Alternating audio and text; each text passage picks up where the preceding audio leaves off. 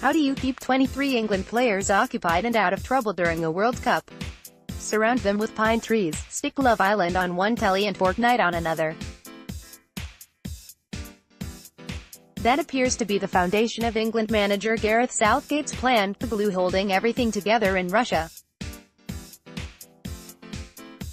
The players are so obsessed with Love Island that when told they could receive only 4 British channels in their hotel, they voted for BBC and ITV to watch the games, Sky Sports News to keep up with club affairs back home, and ITV too.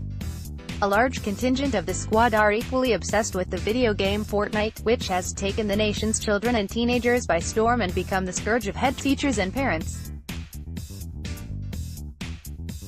Masterful distractions in a masterful sleight of hand, Southgate is encouraging the players to take responsibility for themselves, encouraging their maturity, in marked contrast to the stricter regimes imposed by previous managers. Helping matters along, he picked a team hotel in Rapino, a quaint coastal resort about 40 kilometers from St. Petersburg, that is surrounded by forests and is worlds away from the frenzy of the World Cup. England's Gary Cahill bowls during media activity at Rapino Cromwell Park, Rapino. Photo, PA. The England team base is filled with a treasure trove of video games and other technology.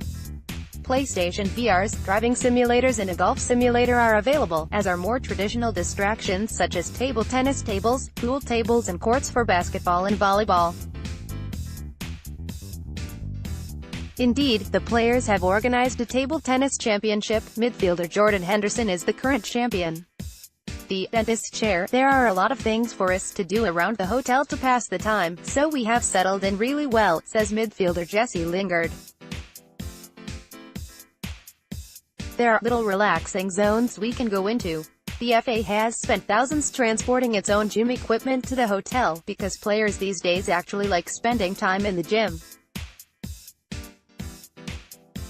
It's a far cry from the football drinking culture of the 90s, an era that Southgate emerged from remarkably unscathed.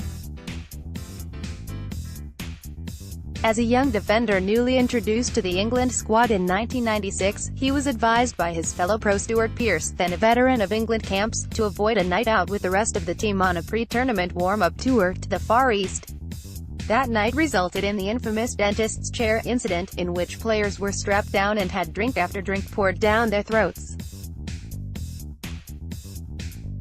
Boredom is for boring people. These days, certainly for younger people, fun isn't necessarily about getting hammered.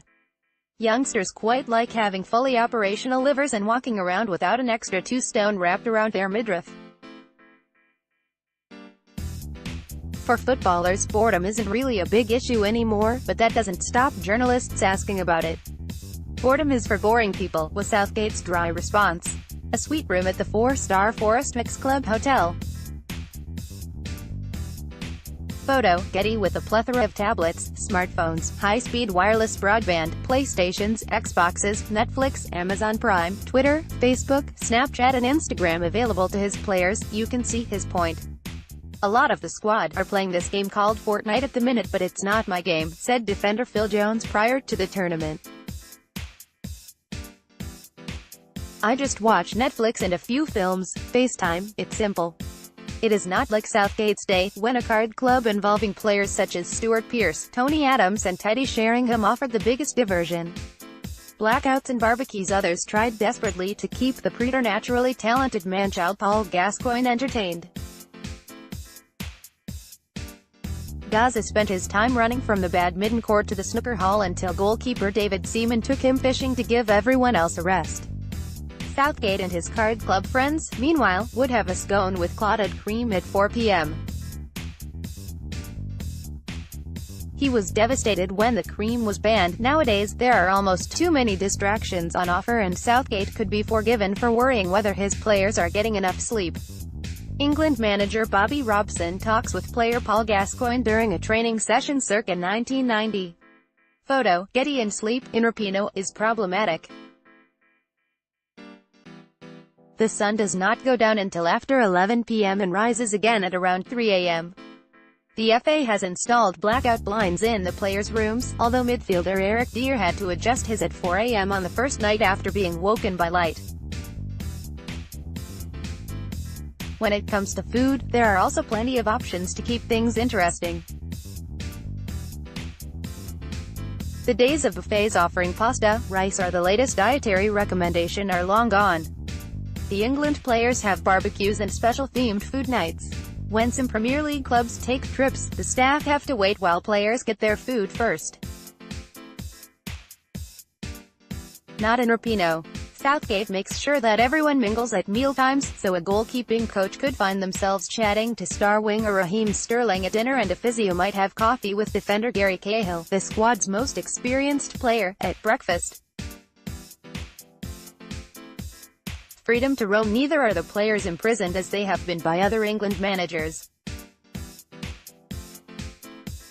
In Rapinoe, they have been told to be sensible but are welcome to wander out. Popular destinations include the pharmacy, the 24-hour supermarket, the shop selling random tourist tat and the quiet beachfront. They are also free to take the train into St. Petersburg with family and friends on the rare days when they are not required to play or train. The spa room at the 4-star Forest Mix Club Hotel, which was chosen to be England's national football team's base for the 2018 FIFA World Cup. Photo, Getty. Psychological support is the one area that Southgate has admitted is not as developed as he might like. We have a department now that is just established to work on the development of both players and staff, but it won't be the answer to every problem that we might have, he says. If all else fails, stick on Love Island and Fortnite, and leave them to it. What England's World Cup squad can learn from Love Island World Cup schedule 2018 in full, fixtures, kick-off times and TV listings. The making of Gareth Southgate, under the skin of the too nice England manager.